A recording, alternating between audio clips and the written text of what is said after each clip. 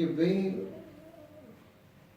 آپ نہیں، میرا سوال کچھ اور ہے. میرا سوال یہ ہے کہ حضرت سلیمان علیہ السلام نے خط لکھا، تو اس کتاب میں تو یہ لکھا ہوا ہے کہ سلیمان نے خط لکھا، انہو من سلیمان.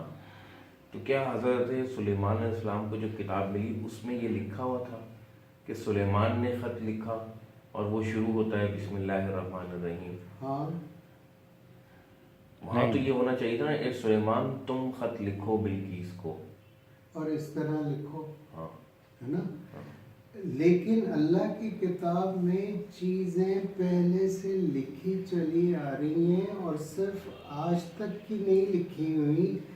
ڈے آف ججمنٹ بھی اس میں اس طرح ذکر ہے کہ جیسے یہ ایکٹ ہو گیا، حالانکہ ابھی وہ ہوا نہیں.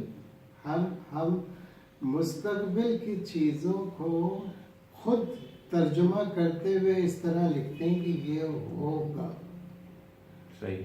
حالانکہ وہ ابھی ہوا نہیں ہے. لیکن ہمیں اس کتاب کی مدد سے بالکل ایسا لگتا ہے جیسے یہ اس طرح ہونے جا رہا ہے. اچھا، تو پھر جب سلیمان علیہ السلام کے پاس یہ کتاب موجود تھی تو اسی میں تو لکھا ہوا تھا کہ ہدہد کہاں گیا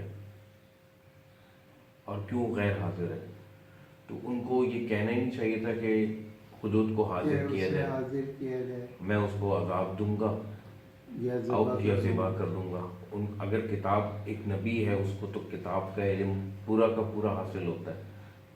میں اور آپ جیسے لوگ تو نہیں ہیں کہ جی کبھی اپنے مصروفیات میں کوئی چیز بھول گئے، کوئی کتاب کی کوئی بات بھول گئے، کوئی آیت یاد نہیں آ رہی. وہ تو تھے ہی رسول اور نبی.